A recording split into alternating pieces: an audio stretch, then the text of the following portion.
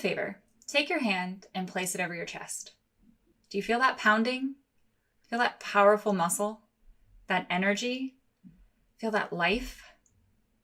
Now, imagine that somebody tells you in a certain number of days that that muscle is going to cease to function, that that life is just going to stop. And notice as your mindset changes from one of a to-do list to one of leaving a legacy, fulfilling a purpose. And you start asking yourself, what am I going to do differently? What am I going to change?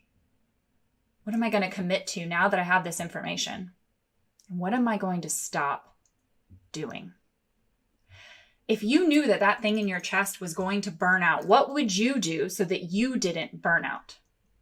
Now, I've spent the majority of my life in the presence of a herd that unapologetically is committed to their purpose. And in fact, they don't worry about the gender of their herd or the color of their herd or the age of their herd. They don't care if other herd members are millennials or seniors.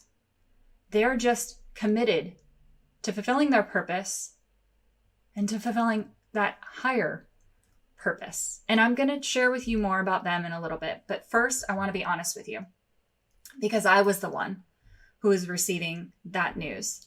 I was the one being delivered this diagnosis that you now have a heart condition. Or did I always have this heart condition? Like, what's changed that I now had this diagnosis? Am I more fragile, more delicate? Am I a different person? The one concrete answer that I had was that now I had to live my life differently. So I did.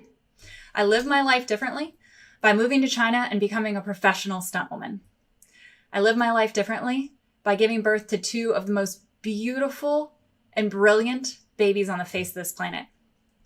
I lived my life differently by starting not one, but a dozen different companies and selling companies and helping individuals discover their purpose and not just know what their purpose is, but also fulfill their purpose, because that is truly how we make the world a better place. And make no mistake, every single person on the face of this planet is born with a purpose. But what happens? Well, when we do anything that's outside of our purpose, when we trade the most precious resource that we have, our lives, this time of our life, for a job that's unfulfilling, we're discounting that purpose. When we trade that valuable resource for social media, no wonder we become unhappy. And being unhappy and unfulfilled, that's actually good news, because it's an awareness of your mind and your body and your spirit, all telling you that there's a gap. There's a purpose gap between who you're meant to be and who you're showing up as, between what the world knows that you are capable of and what you're actually committing to each and every day. And so that leads to this gap. That leads to dis-ease. Dis-ease, there's disease, right? Anxiety, depression, cancer, heart disease. This is all our body not trying to make us sick. At least I don't believe it's our body trying to make us sick. I believe it's our body saying, wake up. You are meant to do something differently. The life you're living is not in line with your purpose. McKinsey did a study and surveyed over 1,000 companies. And of all of the employees surveyed, 82% indicated the importance of purpose.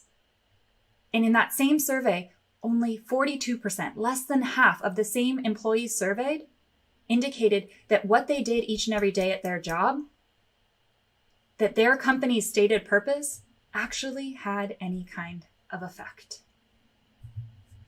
And so when we look at that, I want to bring in that herd again. I want to talk about that herd because I told you that I would share with you a little bit more about horses. And I have this nerd brain that thinks about horses as far as their success in operating as a herd, functioning as a herd together successfully, like I said, for 5 million years. And why? Well, horses don't waste energy. They don't waste any time on the should and shouldn'ts of life. They wake up each and every day and don't gauge a pasture as good or bad. They just see if it's going to help them by giving them nutrients in order to fulfill their purpose. And if not, they move on with no judgment of the pasture. They just move on and they save their energy. And this is truly why I believe this permission to not deal with the should and shouldn'ts of our life and not show up as anything short or less than completely ourselves. Despite having a heart condition, this is why I believe that I've been able to live past my expectancy, that I've added years onto my life, is because I'm not wasting energy living somebody else's life. I'm just living mine. And I'm not wasting energy on the judgment and on all of those should and shouldn'ts that truly do exist in the world. And I want to take this further. Okay? So now imagine you're all zebras. That's right. I said it. You're zebras. But you wake up and you have these big, beautiful black and white stripes. And you look in the mirror and you are gorgeous. But you have decided, you've convinced yourself that the only way that you can make a living and support your zebra family is by working as a horse. So every morning when you get up, you spend 90 minutes painting over those zebra stripes so that you can go to work as a horse. And then you get to work and you're exhausted because you are working so hard to do these horse tasks that you weren't born to do because you're a zebra. And you're spending all day long trying to interact with individuals as a horse and trying to hide the fact that you're really a zebra. But that's not the worst part. The worst part is that you're going to go home and sit at your dinner table, if you're lucky enough to have the energy to do so and the time to do so, and your baby zebras are watching you.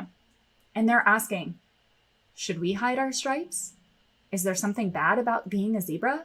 Are zebras not welcome in this world? Should we be less? Do we need to be different?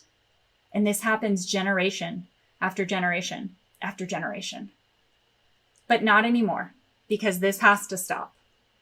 And so today, in a couple of minutes, I'm going to leave this stage. But first, I want to ask you to do something.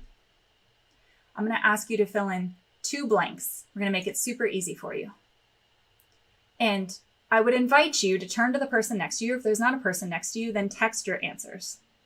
So the first blank is my purpose is, and then fill in that blank the way that only you can answer that question.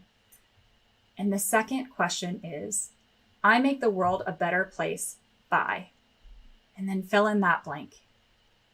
And just by doing that in the 30 seconds that you have done this, we have exponentially decreased the purpose gap for every single person watching this video. And if you did text somebody else and you request them to return the answers to those 2 fill in the blanks, then we've done it twice.